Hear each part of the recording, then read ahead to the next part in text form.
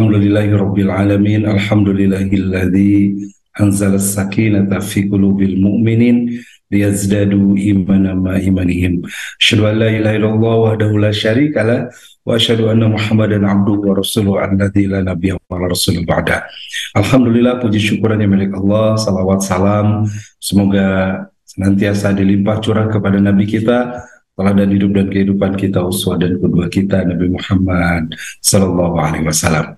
Sahabat-sahabat dimanapun berada, kita bersyukur kepada Allah atas segala karunia nikmat sehat, nikmat kuat, sehingga kita bisa beraktivitas ibadah di subuh hari ini, juga nikmat iman dan Islam yang senantiasa kita rasakan terpati di dada kita. Semoga menjadi jalan taat kita kepada Allah Subhanahu wa Ta'ala selalu.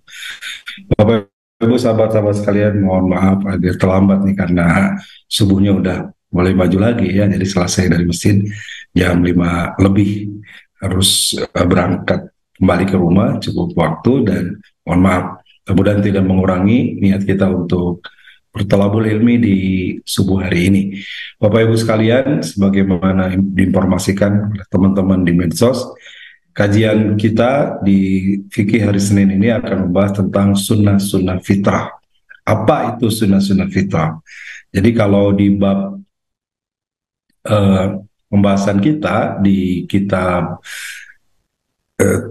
Fiqhus Sunnah saya Said Sabik, itu juga ada ya, di antara bab-bab terkait dengan yang sudah kita bahas tentang air, pembagian air, kemudian bab najis ya, yang lalu tentang bagaimana air bekas minum atau disebut dengan aswar. Nah, sekarang kita akan masuk kepada yang disebut dengan sunnah-sunnah fitrah. Apa itu sunnah-sunnah fitrah? Saya izin share screen untuk lebih mempermudah kita memahami beberapa dalil tentang hal ini ya. Baik Bapak Ibu sekalian, tentunya ada istilah dua kata di judul ini ya. Ada yang disebut dengan sunnah, ada disebut dengan fitrah. Kata sunnah saya kira sangat familiar di telinga kita. Yang sunnah itu bisa jadi ada 3 makna.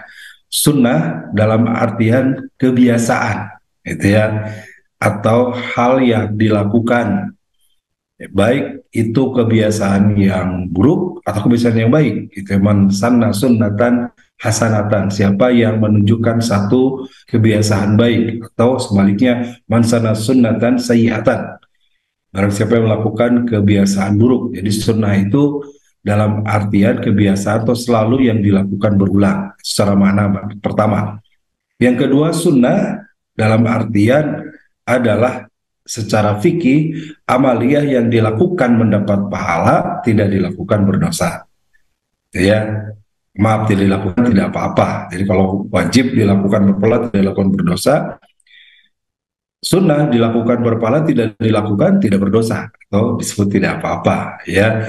Kemudian sunnah juga merujuk kepada apa yang dilakukan oleh Rasulullah Shallallahu Alaihi Wasallam, sehingga disebut ada Al-Quran dan ada sunnah. Ya, Al-Quran adalah firman Allah, kalamullah, wahyu dari Allah, sementara sunnah adalah apa yang datang dari Rasulullah, maja'a minar Rasul, minal aqwal wal af'al wal tikrar, baik itu perbuatan Rasul, ungkapan atau ucapan Rasulullah, perkataan Rasulullah, atau persetujuan Rasulullah.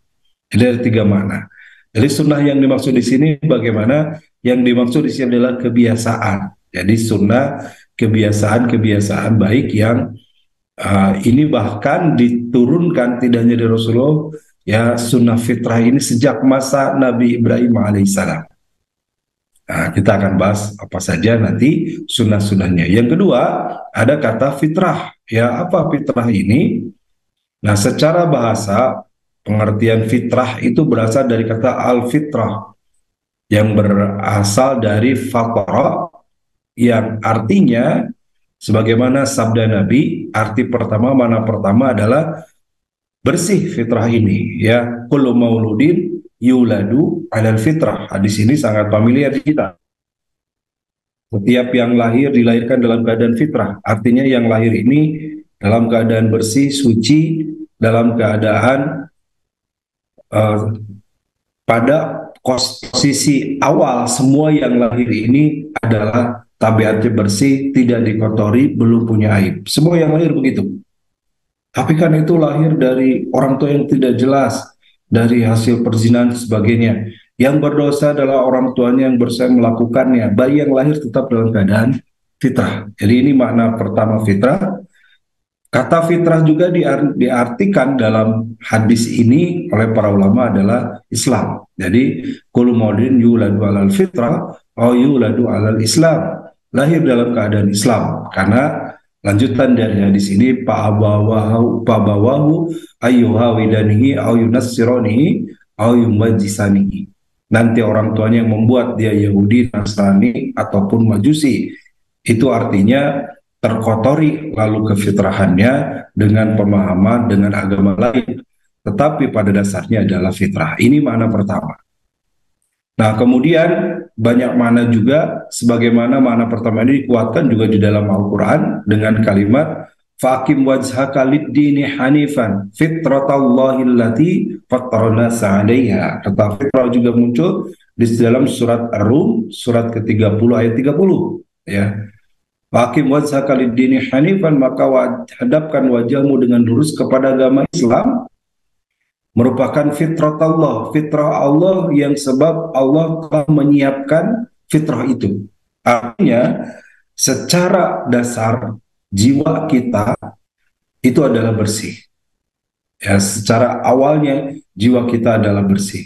Ya, tetapi kemudian manusia berpaling menjadi kotor karena tipu daya setan. Dalam hadis Rasul bersabda, "Faja'alathum syayatin", kemudian datanglah setan untuk memalingkan dia dari jalan yang lurus. Fitratallahi allati fatarna 'alaiha, Allah menciptakan manusia dengan fitrahnya. Inilah sesungguhnya fitrah manusia pada umumnya, ya.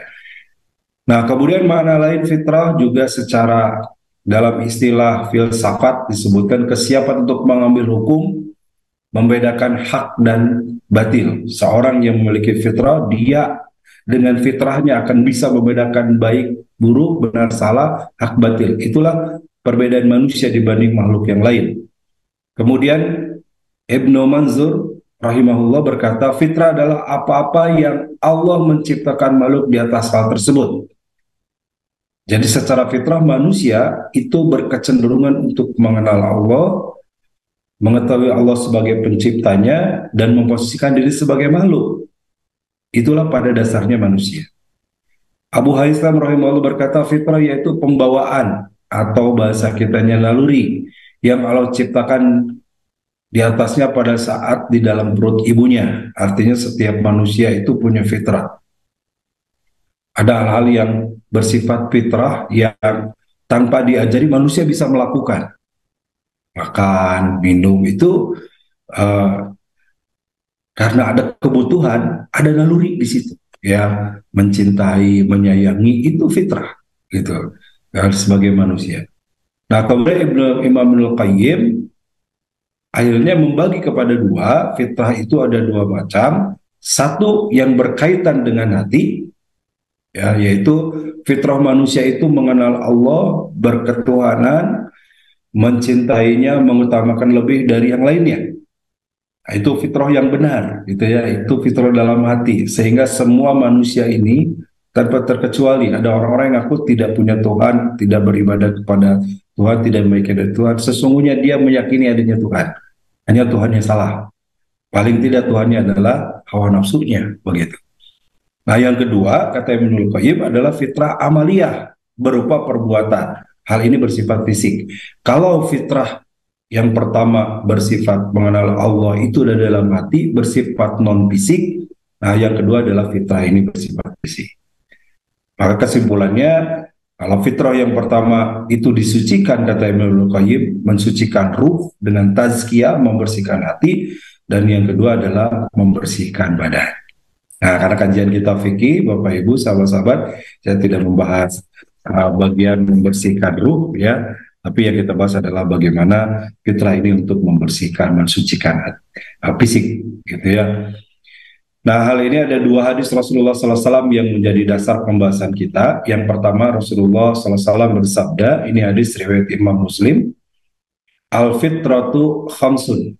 Fitrah itu ada 5.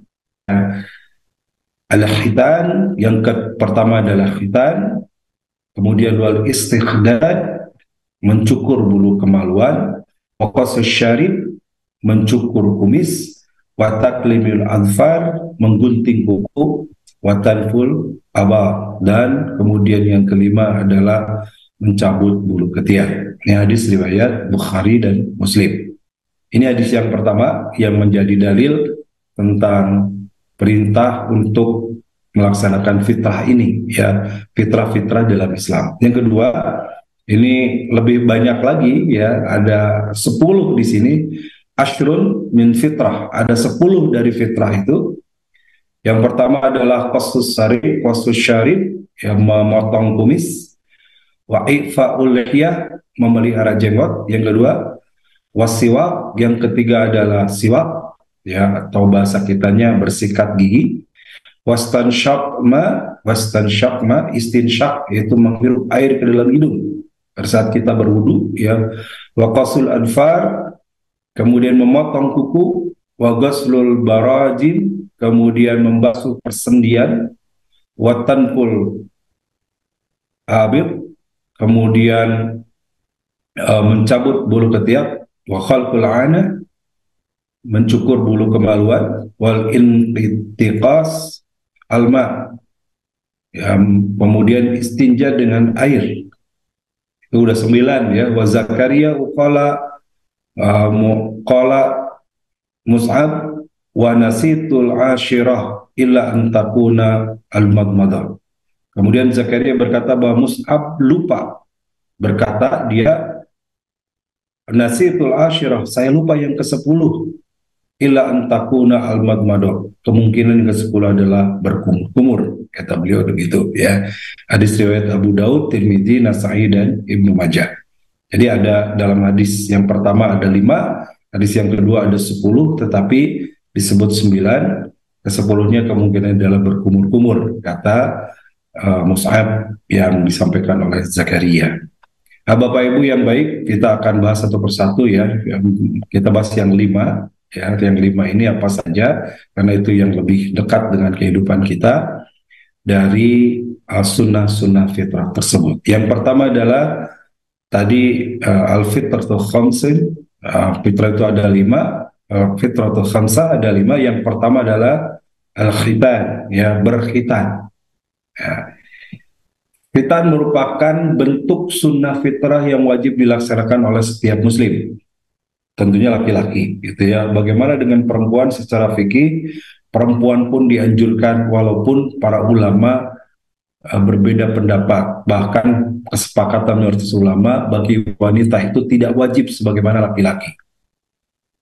Ya, khitan wajib tidak. Nah, kalau orang Indonesia kita menyebut khitan itu dengan istilah disunat, ya. Karena disunat, hukumnya juga sunnah sebenarnya, ya, hukumnya sunnah. Tetapi kenapa menjadikan wajib? Karena lebih kepada khitan ini masuk seseorang sebelum memasuki usia balik, atau paling tidak ketika masuk usia balik. Pertama, ini sebagai bentuk ketaatan bahwa Rasulullah SAW melakukan dan memerintahkan hal ini, ya.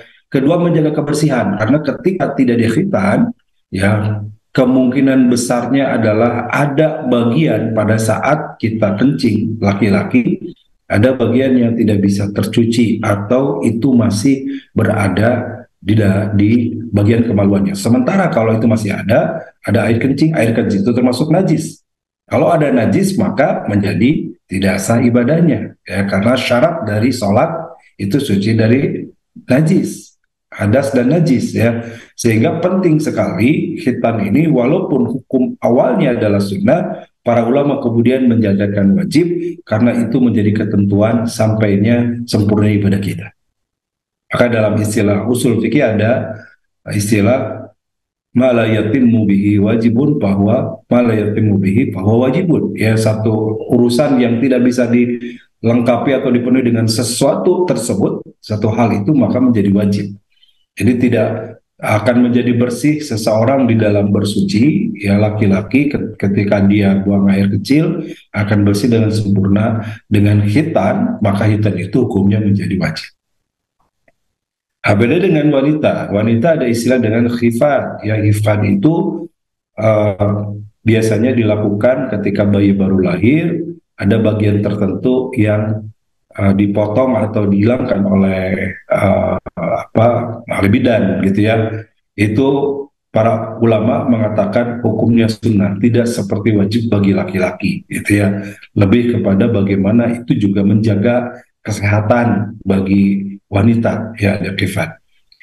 Nah, di khitan ini dalam mazhab Syafi'i, Imam Syafi'i menganjurkan di usia 7 hari. Jadi ketika kelahiran, setelah lahir 7 hari, itu sudah langsung dikhitan. Dan Rasulullah juga mengkhitan cucunya Hasan Husain itu di usia 7 hari, begitu. Tetapi ulama lain seperti Imam Hanafi, Imam Hambali, Imam Maliki tidak mensyaratkan 7 hari. Hanya sebelum balik, karena kalau sudah balik, ketika sudah masuk usia balik, maka sudah terkena pahala dan dosa, sudah mukallaf, sudah terkena kewajiban, sudah harus ibadah. Dan kalau ibadahnya masih ada penghalang berupa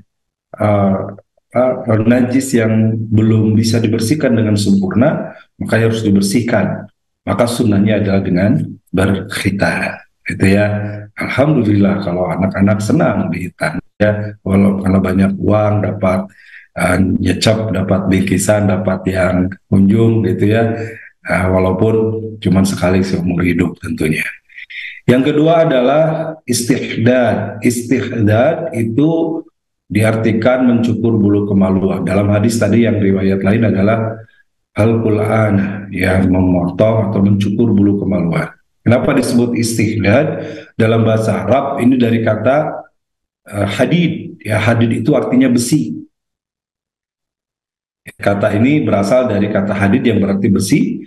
Penggunaan istilah tersebut digunakan karena saat mencukur bulu kemaluan biasanya dilakukan dengan sesuatu yang tajam, seperti pisau cukur, gunting, gitu ya. Nah, itu kan dibuat dari besi, ya. Sehingga kata istihdad itu diambil dari kata hadid yang artinya besi. Dalam Al-Quran ada surat Al-Hadid, ya. Kemudian hikmahnya apa dari sunnah fitrah ini? Untuk menjaga tubuh agar senantiasa bersih dan indah. Ya, ini hikmahnya, bersih, dan kalau bersih tentu saja akan mengarahkan atau membuat kita menjadi lebih sehat, selain lebih indah, gitu. Ini termasuk yang kedua fitrah yang kita lakukan.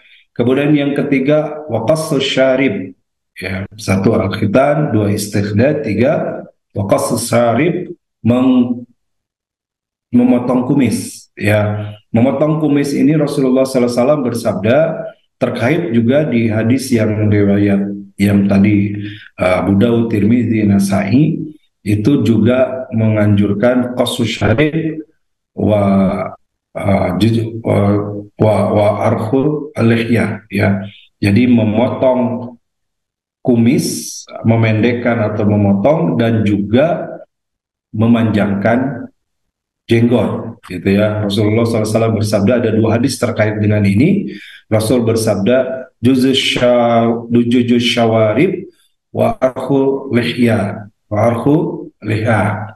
khaliful majus. Rasul memerintahkan rapihkan kumis, ya. Kata rapihkan ini kemudian para ulama juga memaknainya beragam. Satu, dibersihkan habis, hanya tidak boleh ada kumis. Yang kedua, dirapihkan, artinya yang penting rapi, berkumis tidak apa-apa. Yang ketiga, dipotong, ya. Jadi dipotong, digunting, tapi tidak dihabiskan. Begitu. Silakan, nampaknya perbedaan ini para ulama juga menyampaikan disesuaikan dengan kebiasaannya masing-masing. Begitu. Wa arkhul lihya, kemudian membiarkan jenggot. Kenapa? Khaliful majus, orang-orang Yahudi itu mereka senantiasa memelihara kumis dan mencukur jenggot. Rasulullah SAW sangat ingin membedai dengan orang Yahudi, orang Majusi, orang Nasrani. Maka kalau mereka memanjangkan kumis dan mencukur jenggot, maka Rasul menganjurkan sebaliknya. ya untuk memotong atau merapikan kumis, memotong kumisnya, mencukur kumisnya dan memanjangkan jenggotnya. Untuk apa? Khaliful majus. Apalagi zaman dulu, ya. Ketika peperangan itu kan sulit membedakan, bisa saja ada yang menyusup di antara mereka dan seterusnya. Sehingga ketahuannya di antaranya, oh ini pakai jenggot, ini berjenggot, saudara kita, itu berkumis musuh kita. Begitu ya. Nah, pada saat berperangan juga sangat mudah membedakan. Ini hadis kedua riwayat Imam Bukhari dengan konteks hampir sama ya, tapi teksnya berbeda. Khaliful majus awil musyrikin. Ini ada tambahan musyrik ya, Rasulullah memerintahkan khaliful majus awil musyrikin. Selisihilah, bedailah orang-orang Yahudi dan orang-orang musyrik. Wafirru lil hayy wa akhfu asyawarib, ya, suburkanlah jenggot dan cukurlah kumis-kumismu. Syawarib tadi dari qasus syarib, yaitu kumis. Jadi yang ketiga, ini tentunya bagi laki-laki karena fitrah dari Allah, laki-laki berkumis, perempuan tidak berkumis. Bagaimana kalau ada perempuan berkumis? Nah, patut dicurigai, gitu ya. Fitrahnya perempuan tidak berkumis, gitu. Nah, sama juga perempuan tidak berjenggot, yang berjenggot laki-laki. Tapi bagaimana kalau ada yang tidak subur? Ya, ya tentu tidak usah dipaksakan. Ada juga laki-laki yang jenggotnya terbatas, ya hanya dihitung jari 1-2 biji, atau kemudian juga tidak ada dari sananya, ya tentu tidak usah dipaksakan. Tapi Rasulullah ini menganjurkan, gitu ya, untuk membedai. Dan ketika Rasul menganjurkan dan mengikuti perintah Rasul, maka masuk kepada sunnah tadi. Sunnah yang artian ketika kita melakukan akan jadi pahala dan kebaikan bagi kita. Kemudian yang ketiga adalah watak lim al-anfar. Ya, maaf, yang keempat. Tadi yang pertama al-khitan, yang kedua istihdad, yang ketiga adalah qasus syarib, yang keempat adalah taklimul adfar, memotong kuku. Memotong kuku juga merupakan salah satu sunnah fitrah yang sangat dianjurkan. Seorang muslim dianjurkan untuk memotong kuku dan tidak membiarkan kukunya tumbuh panjang. Selain sebagai sunnah fitrah, memotong kuku juga membantu menjaga kebersihan dan menghilangkan kotoran yang ada di bawah kuku, ya. Karena tangan ini adalah bagian yang sangat mudah terkontaminasi. Dia pegang makanan, pegang barang, mendorong, menggenggam, dan seterusnya.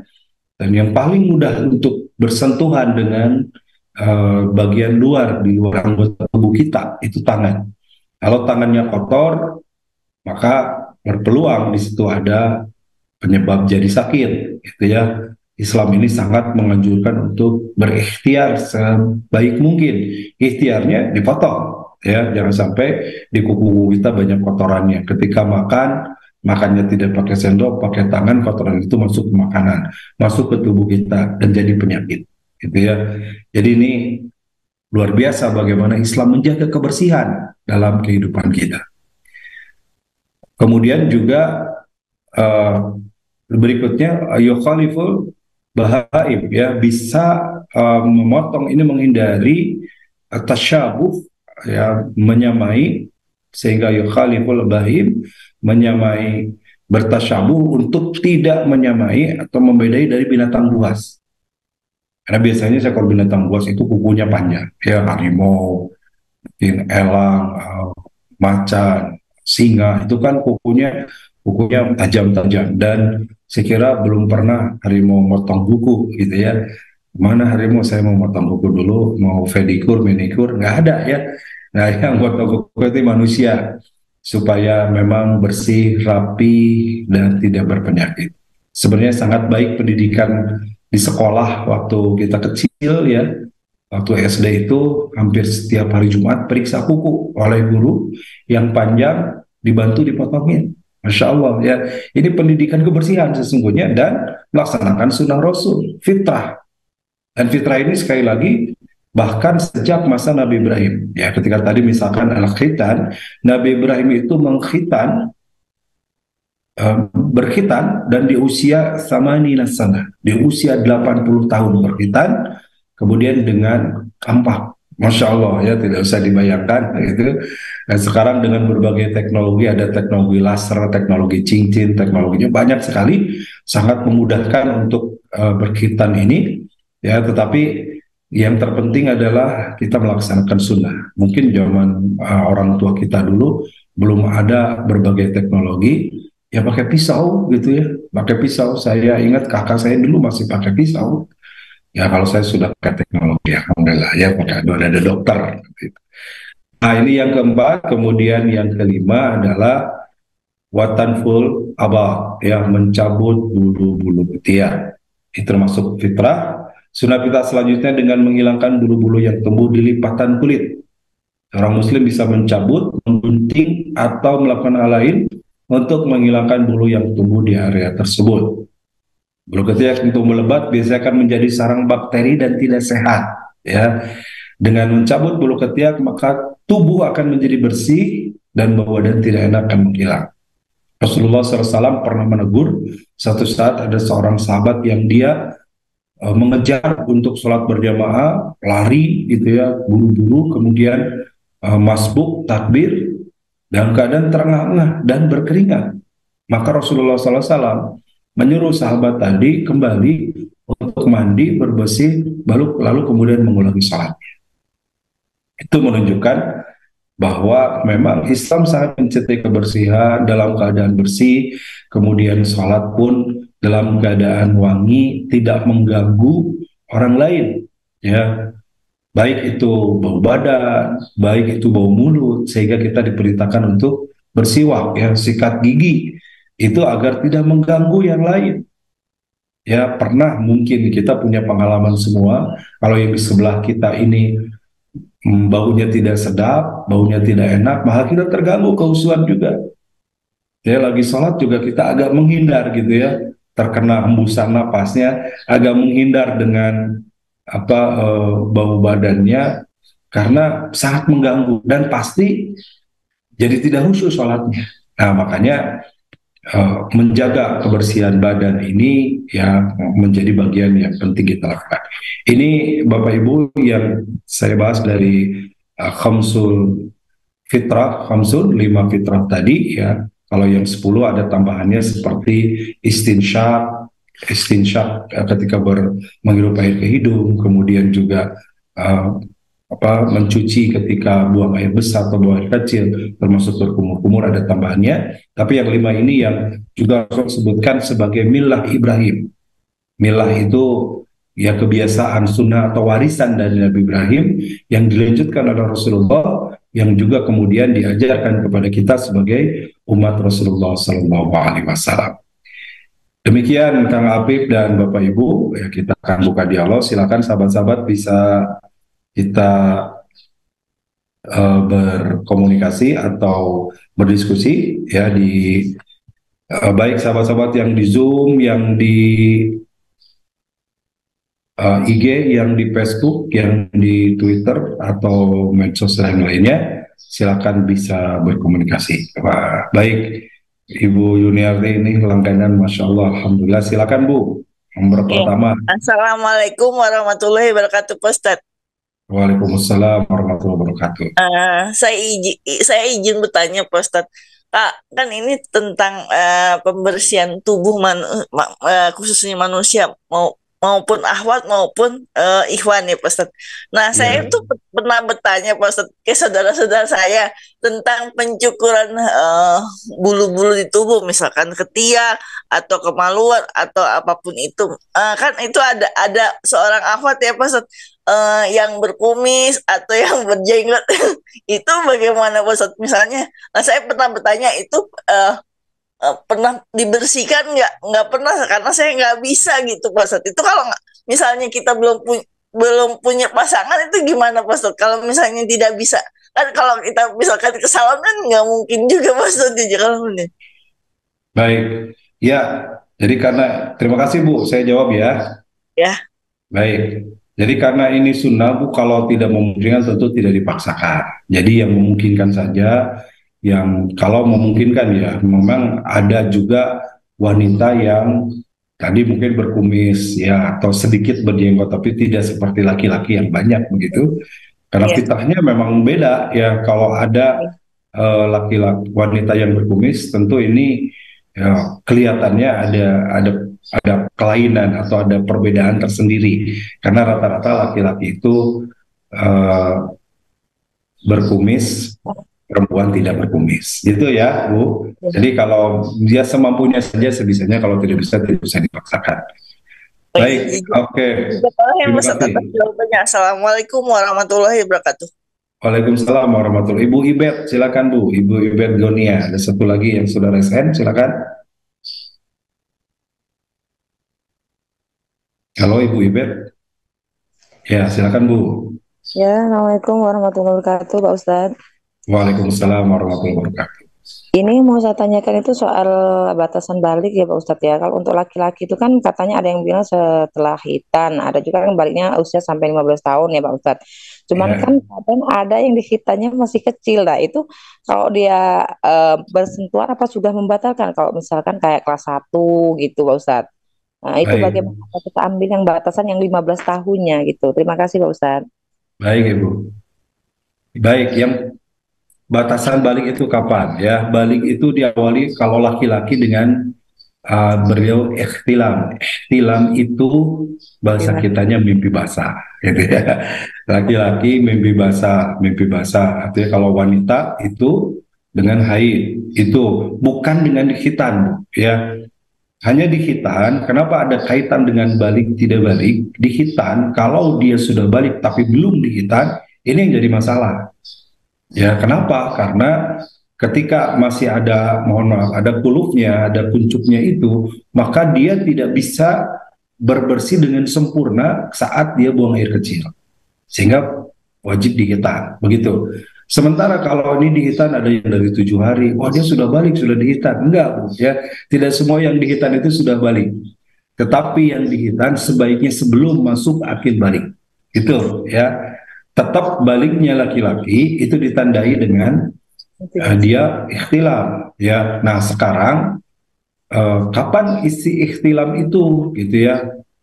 Sekarang karena dengan teknologi, dengan makanan, dengan pergaulan, boleh jadi bisa lebih cepat dari usia dia yang pada umumnya laki-laki itu 15 tahun.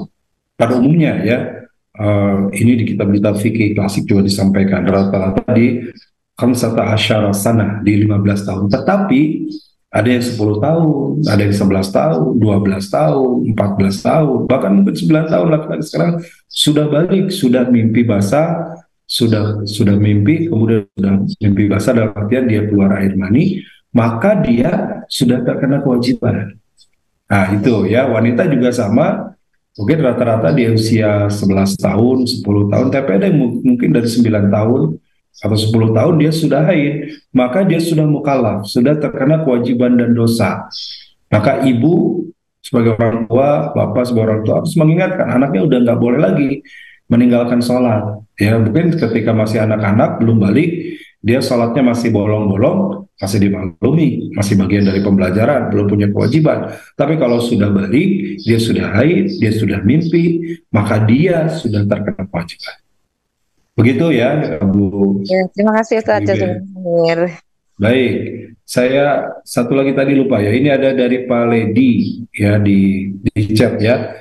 Maaf Ustaz dipercaya, apakah ketentuan waktu yang memotong, waktu-waktu yang baik memotong? Ini ada hadis tadi saya belum lupa, belum sempat di-share ya.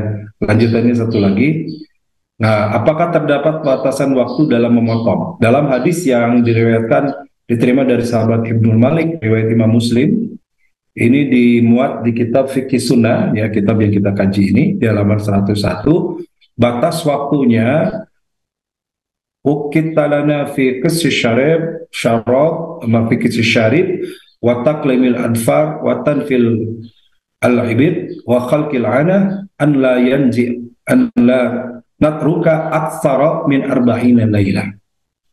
Ya, Anas bin Malik mengatakan, kita lana, kami diberi waktu, kata Anas bin Malik, qasy syarif, tadi mencukur kumis, taklimil adfar, memotong kuku, tanfil idbait, ya, mencukur bulu ketiak, kemudian khalqil ana, mencukur bulu kemaluan, agar la natruka aktsara min arba'in, tidak lebih dari 40 hari. Jadi batas waktunya memangnya 40 hari. Nah, kita juga sudah biasa Pak ya, saya biasa mencukur rambut ini ya sebulan sekali. Jadi sebulan atau sebulan lebih, 40 harian ya. Itu udah panjang tuh ya. Ya kuku apalagi, kuku biasanya kurang dari sebulan ya. Kurang dari 40 hari, bahkan seminggu udah harus dipotong gitu. Ya, walaupun sekali lagi ini sangat sangat berbeda setiap orang. Bisa saja ada yang sangat lebat sehingga mungkin kurang dari 40 hari harus sudah dipotong rambutnya, harus sudah dipotong kumisnya. Ada juga yang mungkin lebih dari itu, tapi rata-rata di angka 30-40 hari, sehingga Rasul mengajarkan tidak lebih dari 40 hari. Nah, begitu ya, ini hadisnya riwayat Imam Muslim. Pertanyaan dari Pak Ledi di chat di Zoom. Kemudian, oke, masih ada yang raise, silakan Ibu Julaikha. Enggak, silakan mute Ibu Julaikha. Bismillah, Assalamualaikum Ustadz. Waalaikumsalam warahmatullahi wabarakatuh. Mohon bertanya Ustadz, yang pertama baiknya untuk waktu khitan itu kapan ya Ustadz? Terus yang kedua, bagaimana hukumnya dengan bulu kemaluan yang tidak dicukur lama atau bertahun-tahun misalnya? Dan untuk mengingatkannya itu bagaimana gitu Ustadz? Terima kasih. Assalamualaikum. Waalaikumsalam warahmatullahi wabarakatuh. Terima kasih Bu. Ya, kita membahas fikih, membahas ilmu, tidak usah malu, tapi juga tidak boleh dianggap main-main, tidak boleh dianggap guyon. Ya, ini menunjukkan bahwa Islam itu agama yang lengkap sambil wal mutakamil, sempurna, urusannya kecil seperti ini pun dibahas ya. Baik, pertanyaan Ibu yang pertama, kapan usia dikhitan? Tadi kalau kita lihat, saya sampaikan riwayat pendapat dari Imam Syafi'i itu di hari ke-7 kelahiran. Menurut Imam Syafi'i ya, hari ke-7 kelahiran. Jadi kalau kasihan anak baru kecil, masih kecil sudah dikhitan. Rasulullah juga sama menghitan cucunya Hasan Husain itu di usia hari ke-7 kelahirannya. Itu ya, jadi sudah boleh dari usia ke-7. Menurut pendapat lain Imam Ahmad Hambali itu beliau menganjurkan silakan bebas sepanjang sebelum usia masuk balik. Nah, jadi biasanya sih kalau anak-anak terlalu besar juga dia malu. Kalau sama teman-temannya, sudah kelas 3 SD, kelas 4 belum disunat, malu, biasanya minta disunat juga. Nah, jadi silahkan berapa saja usianya, tidak ada batasan, tapi sebaiknya memang sebelum masuk akhir balik. Kalau sekarang dengan pergaulan akhir zaman, dengan makanan dan seterusnya, mungkin di bawah 15 sudah pada balik, di bawah di bawah 12 tahun, di bawah 13 sudah balik, ya mungkin maksimal 10 tahun atau 7-8 tahun di sunat itu mungkin lebih tepat ya. Anak juga sudah tahu makna sunat itu, kan ada pembelajaran di situ bahwa dia menghindarkan dari hal yang najis. Anak juga sudah secara fisik sudah lebih kuat begitu. Dan memang salah satu hikmah dari disunat ini adalah fisik lebih kuat ya, lebih sehat, jarang sakit ya, begitu menurut para ulama gitu ya. Termasuk juga ini mohon maaf bagi orang tua juga ya, akan lebih nyaman, lebih bisa dinikmati pada saat berhubungan suami istri. Oke, satu poin lagi saya lupa tambahannya tadi ya, ini masih ada satu slide lagi terakhir. Kemudian apa faedahnya mengerjakan sunnah-sunnah fitrah ini? Jadi ada fitrah tadi mulai dari al-khitan, kemudian qasus syarif, kemudian halqul ana atau istiqdad, kemudian qasul abad. Itu untuk apa? Faedahnya yang pertama bahwa perkara ini akan mendatangkan maslahat bagi agama dan kehidupan seseorang. Jadi ketika kita mampu menjaga atau melaksanakan fitrah-fitrah sunnah ini dengan baik, sunnah-sunnah fitrah ini dengan baik, maka akan membuat hidup menjadi maslahat. Jadi maslahat bagi agama kita.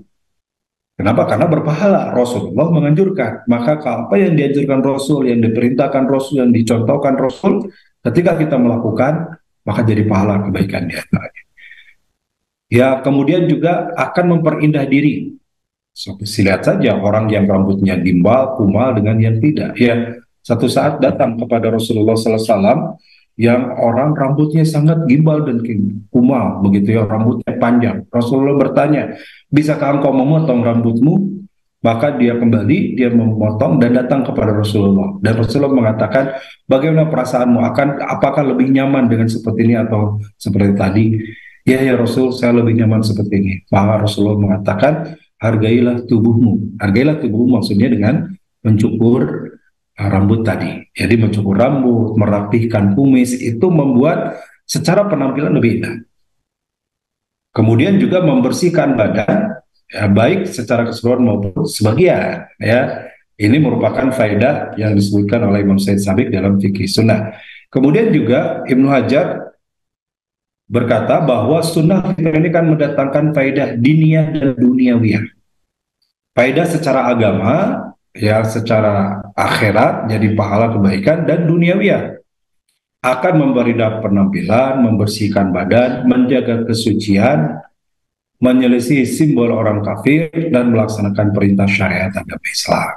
Jadi ini maknanya kenapa kita harus kemudian melakukan sunnah-sunnah fitrah ini. Baik, dari Irfan Syahid, terakhir ya, karena sudah mau jam 6. Ustaz, bisa ditambahkan potong kuku lebih sunnah lagi jika dipotongkan oleh istri, mumpung istri saya lagi mendengarkan. Ya, bagus ya, ya dipotongkan istri, suami memotongkan kuku istri dan sebaliknya, itu akan menambah keharmonisan dalam rumah tangga. Ya, oh so sweet, enggak, memang diperintahkan harus sweet gitu ya. Silahkan saling memotong, Pak Irfan, istrinya dari situ suruh motong ya, dan harus ikhlas motongnya. Sebab kalau nggak ikhlas nanti salah motong, harus dipotongnya kuku malah dengan jarinya nanti ya. Itu Masya Allah. Terima kasih sahabat-sahabat, Bapak Ibu, masih ada mungkin sudah cukup ya, sudah cukup nih dari Zoom yang menyampaikan pertanyaannya. Oka Yudhistira ini menurut tobat ya, insya Allah ya. Jadi mudah-mudahan ada manfaatnya Bapak Ibu sebagai kesimpulan pertemuan kita hari ini tentang, ini ada terakhir dari Andri Widianata, ini di medsos, mungkin di IG atau Facebook ya. Apakah boleh memendekkan jenggot? Jadi kalau memendekkan dalam artian merapihkan silakan ya. Tapi sebaiknya tadi tidak kita potong habis sebagai upaya kita tadi mengikuti sunnah Rasul yang khaliful majus, membedai khaliful majusa, membedai orang-orang majusi yang mereka memanjangkan kumis dan memotong atau mencukur habis jenggot. Nah, kita sebaliknya, silakan potong atau bersihkan kumis dan panjangkan jenggot, gitu ya. Tapi kalau nggak ada jenggotnya, nggak usah dipaksakan. Tapi kalau jenggotnya nggak rapi, ya boleh dipotong, ya, boleh ya dipotong sebagai bentuk kita merapikan, upaya merapikan. Demikian Bapak Ibu, mudah-mudahan kita bisa melaksanakannya ya, sunnah fitrah ini, sederhana ajaran Islam ini, tetapi ini sangat penting, walaupun hal yang kecil, betapa Islam ini semua dalam kehidupan kita terbahas dan tetap bisa kita lakukan untuk kebaikan kita dan insya Allah bernilai akhirat, jadi amal soleh dan kebaikan bagi kita.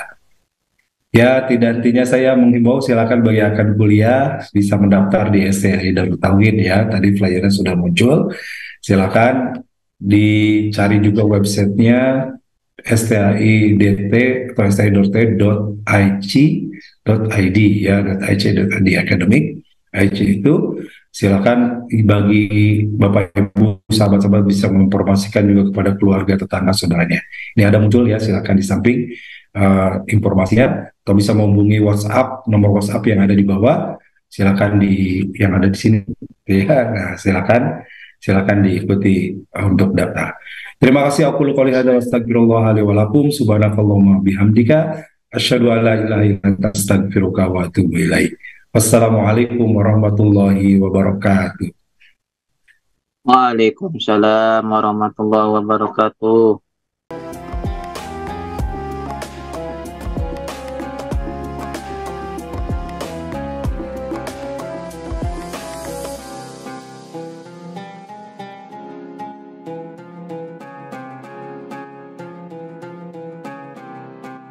Jangan lupa saya bilang sekalian terus berlangganan di Darut Tauhid Official.